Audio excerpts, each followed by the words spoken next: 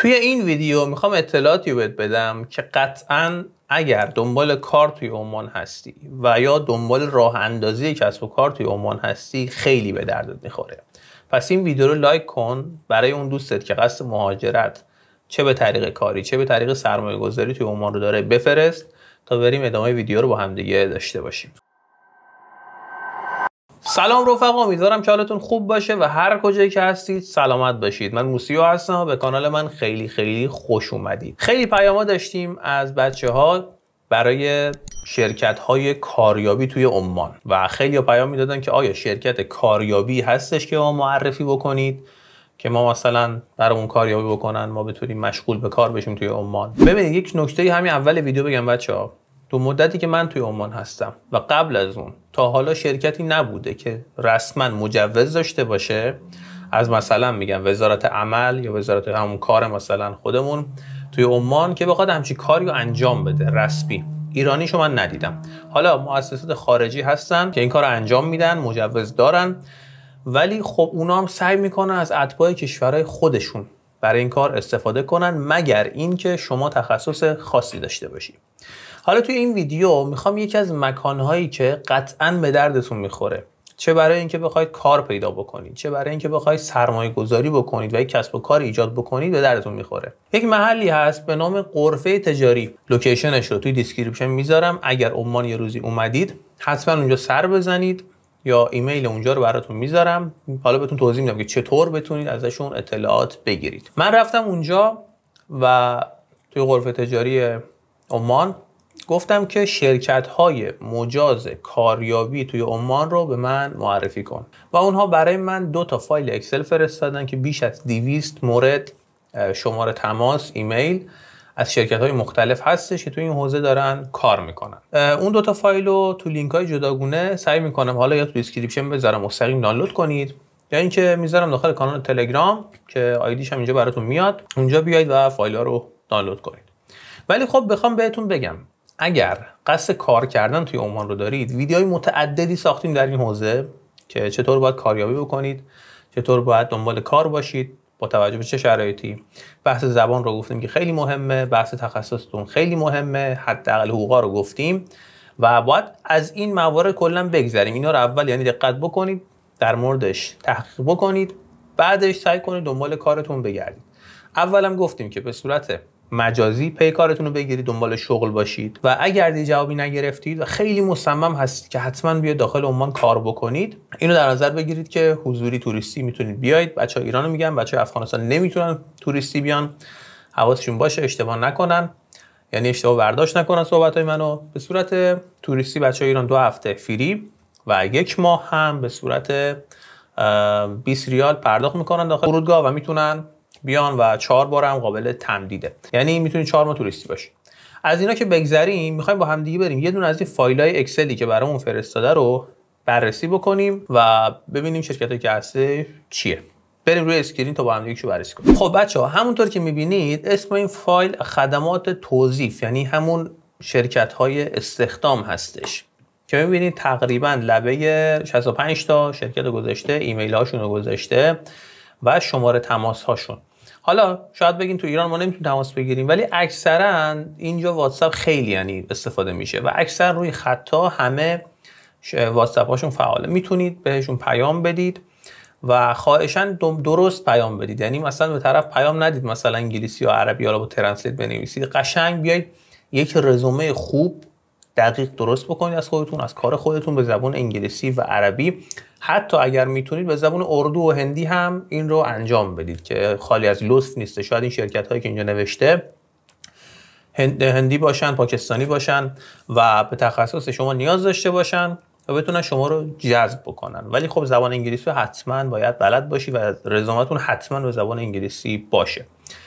این شماره که میدید بچه‌ها، حالا فایلاشو گفتم براتون میذارم تلگرام یا میذارم پایین یه لینکی که بتونید دانلود کنید و اینا ببینید. میتونید ایمیل هم بزنید، ایمیل بزنید، رزومتون رو دقیق بفرستید. حالا اگر جوابی نگرفتید که خب این معمولا خب شاید بهتون جواب ندن، ولی اگر جواب گرفتید سعی کنید که اول شرایط کاری رو مشخص بکنید، یعنی متوجه بشید که آقا مثلا بهتون میگن آقا ما یه کار براتون پیدا میکنیم، مثل بعضی از شرکت‌های ایرانی نباشه توی ایران که میگن ما براتون کاریابی میکنیم، حقوق نمیدونم 1 ماهتون 2 ماهتون باید به ما بدید، اولش یه پولی بهمون بدید. و اینو بهتون بچه خیلی میخوام برادرانه بگم، شرکت‌های کاریابی محض رضای خدا این کارو برای شما انجام نمیدن، دنبال منافع خودشون هستن. اوکی؟ پس دقت بکنید. اگر شرکتی اومد به شما گفتش که من برای شما کاریابی میکنم، باید اولش به من فلان مقدار پول رو بدید، اصلا سمتش نرید. اوکی؟ حتی اگر قرارداد بستید بازم این کارو نکنید. ولی اگر گفت مثلا ماه اول حقوق شما رو ما برمی‌داریم بعد از اینکه سر کار شدید طبق قرارداد، اون وقت میتونه خوب باشه. یعنی مثلا برای مثال اگه بخوام بگم، شرکتی میاد برای مثلا من کار پیدا میکنه، من میرم کار میکنم، مثلا مشخص شده قرارداد با اون شخص، با اون کفیل بستم که حقوقم چقدره، خورد و خوراکم پاش هست، نمیدونم جای خوابم هست، همه اینا که اوکی بود، من اوکی کردم، ویزای کاریم هم گرفتم برام، آیدی کارتم هم گرفتم برام و مشغول به کار شدم. اون موقع مثلا یا مثلا قبلش میتونم یک چک یا حتی ضمانت به اون شرکت بدم که آقا مثلا من ماه اول که حقوقم رو گرفتم، این چک خدمت شما و شما برید پاس بکنید. از اون بابت خوبه، یعنی 1 ماه حقوقو بگیرم مثلا چیز بدی نیستش، در صورتی که اونم نباید بگیرم. حالا میتونن یک درصدی مثلا کمی بابت حق و زحمه گشتن دنبال کار بگیرم، ولی اونایی که اول پول میگیرن اصلا بهشون بچه‌ها اعتماد نکنید. خب بهتون گفتم برید به اینا پیام میدید. این تقریبا 65 تا شماره تلفن و اینا هستش. حالا مورد بعدی که هستش رو اونم با هم ببینیم. این فایل دیگه هم هستش، استشارات موارد نمیدونم بشری است یا بشری است، چون فایل انگلیسی بچه‌ها نداشت، همین عربی نوشته شده بود.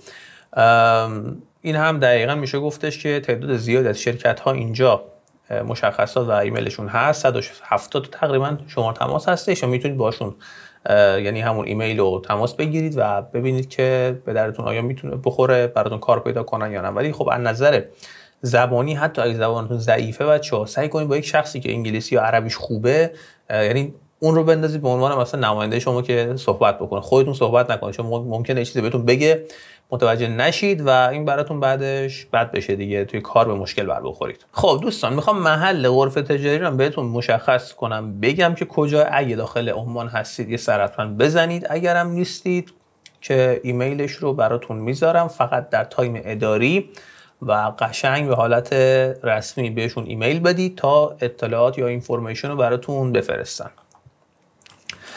ببینید این منطقه رووی هستش و دفتر، عرض کنم خدمتتون که غرفه تجاری اگر اشتباه نکنم خب میشه تقریبا اینجا.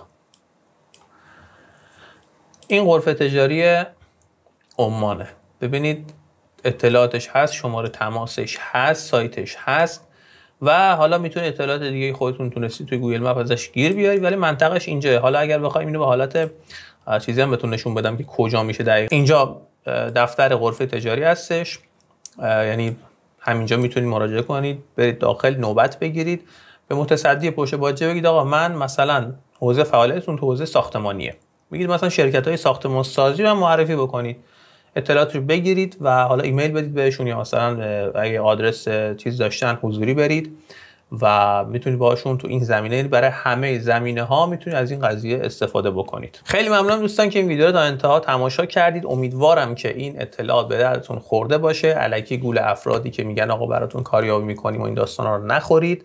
مؤسسه کاریابی مجازی که مخصوصا ایرانی باشه توی عمان وجود نداره، یا حداقلش اینه که من ندیدم. اگر هستند بیان به ما پیام بدن و ما هم خوشحال میشیم بعد از اینکه بررسی کردیم و اگر کارشون درست بود به شما دوستان عزیز معرفیشون بکنیم.